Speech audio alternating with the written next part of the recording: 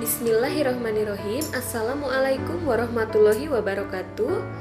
Apa kabar anak-anakku semuanya? Semoga selalu dalam keadaan sehat agar bisa tetap semangat dalam melaksanakan pembelajaran.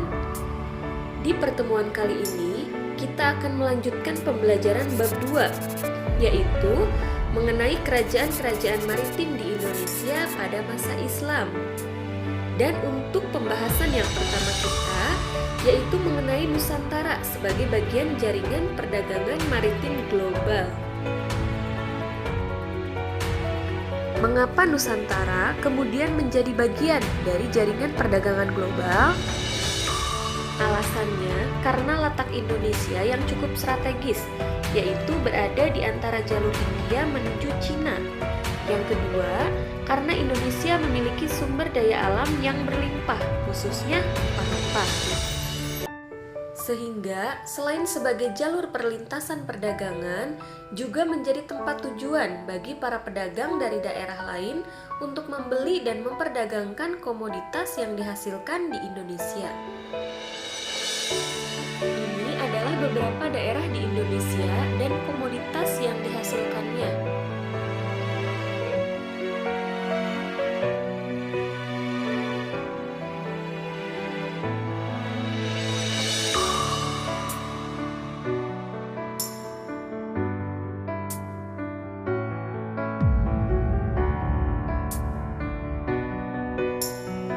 Perdagangan yang melintasi Kepulauan Nusantara ini menyumbang adanya transfer kebudayaan antara daerah-daerah yang terhubung melalui jalur perdagangan laut. Salah satu unsur yang kemudian menyebar melalui jalur perdagangan laut ini adalah agama. Dapat dikatakan, ketika masa Khalifah ketiga yaitu Utsman bin Affan, utusan-utusan Muslim dari Arab telah mencapai istana Cina.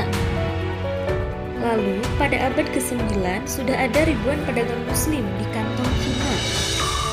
Kontak-kontak antara Cina dan dunia Islam itu terjalin dan terpelihara, terutama lewat jalur laut melalui perairan Indonesia. Maka tidak heran ketika pada akhir abad ke-7, orang-orang Islam sudah memainkan peranan besar dalam perdagangan-perdagangan internasional di Kerajaan Sriwijaya yang masih bercorak Buddha. Kedatangan Islam ke kawasan kepulauan Indonesia tidak bisa dilepaskan dari adanya jaringan perdagangan laut. Semua jalur perdagangan laut di kawasan Asia, bahkan dari Eropa hingga ke kawasan Cina, pada abad ke-13 sudah didominasi oleh para pedagang-pedagang Islam. Ada beberapa teori mengenai masuknya Islam ke Indonesia. Yang pertama adalah teori Gujarat, yang kedua adalah teori Persia, dan yang ketiga adalah teori Mekah. Menurut teori Gujarat, agama dan kebudayaan Islam masuk ke Indonesia itu dibawa oleh para pedagang dari daerah Gujarat atau India yang berlayar melewati Malaka. Teori ini diperkuat dengan adanya penemuan makam Sultan Samudra Pasai, yaitu Malik As-Saleh yang bercorak Gujarat. Yang kedua adalah teori Persia. Menurut teori Persia, agama dan kebudayaan Islam masuk ke Indonesia itu dibawa oleh para pedagang yang berasal dari daerah Persia. Persia adalah sebuah kerajaan yang saat ini kemungkinan besar berada di daerah Iran. Teori ini diperkuat dengan adanya kesamaan beberapa tradisi di Indonesia dengan Persia. Contohnya peringatan 10 Muharram Islam yang di Persia yang serupa dengan upacara peringatan bernama tabuik atau tabut di beberapa wilayah Sumatera. Yang ketiga adalah teori Mekah. Menurut teori Mekah, agama dan kebudayaan Islam masuk ke Indonesia itu dibawa langsung oleh para musafir dari Arab yang memiliki semangat untuk menyebarkan Islam ke seluruh dunia. Teori ini diperkuat dengan adanya sebuah perkampungan Arab di Barus, Sumatera Utara yang dikenal dengan Bandar Khalifah. Selain teori mengenai masuknya Islam ke Indonesia, ada juga beberapa saluran-saluran Islamisasi di Kepulauan Indonesia. Yang pertama adalah melalui perdagangan. Sejak abad ke-7 Masehi, para pedagang Islam dari Arab, Persia, dan India telah ambil bagian dalam kegiatan perdagangan di Indonesia. Selain berdagang, para pedagang Islam juga menyampaikan dan mengajarkan agama dan juga budaya Islam kepada masyarakat Indonesia. Dengan cara tersebut, banyak pedagang Indonesia yang memeluk agama Islam dan mereka juga kemudian menyebarkan agama dan budaya baru yang dianutnya kepada orang lain. Yang kedua adalah melalui pendidikan. Para ulama, guru-guru agama, ataupun para kiai juga memiliki peranan penting dalam penyebaran agama dan budaya Islam. Mereka menyebarkan agama Islam melalui bidang pendidikan, yaitu dengan cara mendirikan pondok-pondok pesantren. Yang ketiga adalah melalui perkawinan. Para pedagang Islam melakukan kegiatan perdagangan dalam waktu yang cukup lama. Banyak di antara mereka yang kemudian menetap dalam waktu yang cukup lama di suatu daerah. Keadaan ini dapat mempererat hubungan dengan penduduk pribumi atau dengan kaum bangsawan pribumi. Jalinan hubungan yang baik ini kadang diteruskan dengan adanya perkawinan antara putri kaum pribumi dengan para pedagang Islam. Yang keempat adalah melalui kesenian. Saluran kesenian dapat dilakukan dengan cara mengadakan pertunjukan seni gamelan dan pertunjukan wayang.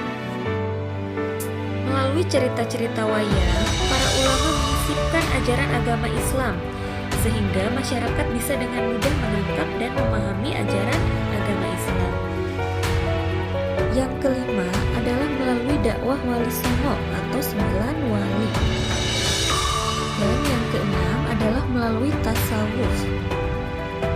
Pengaruh Islam di Kepulauan Indonesia yang menjadi bagian dari jaringan perdagangan internasional. Yang pertama adalah pengaruh dalam bidang politik. Pada masa kerajaan Hindu dan Buddha, raja seringkali dianggap sebagai titisan dewa. Sementara dalam kepercayaan agama Islam, Tuhan itu dipercaya tidak dapat diserupakan dengan makhluk ciptaannya.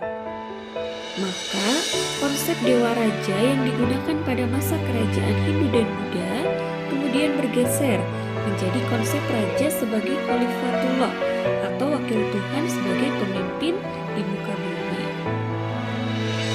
Selain pengaruh konsep raja, banyak unsur-unsur yang tetap dipertahankan dari masa kerajaan Hindu dan Buddha, seperti sistem feodal dan penguasaan tanah juga tetap dipertahankan.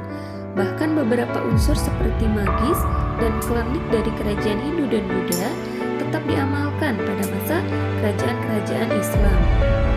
Khususnya kerajaan-kerajaan di Jawa, sebut saja kepercayaan dalam memperlakukan benda-benda pusaka yang sering diperlakukan layaknya seperti makhluk hidup, seperti dimandikan, diberi tempat khusus, bahkan diberi sesajen.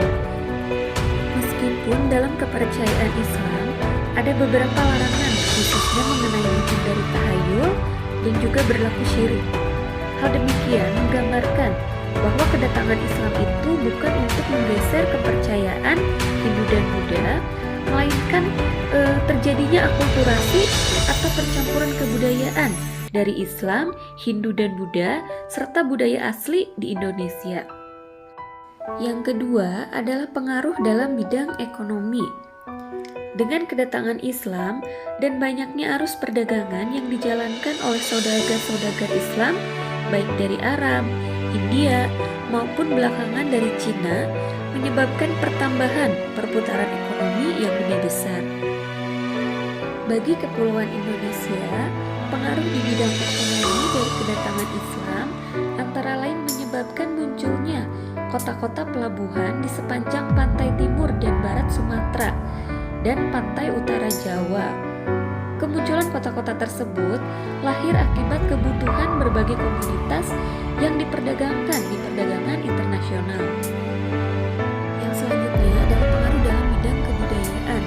Pengaruh kebudayaan yang diberikan dari kedatangan Islam itu cukup banyak. Terdapat banyak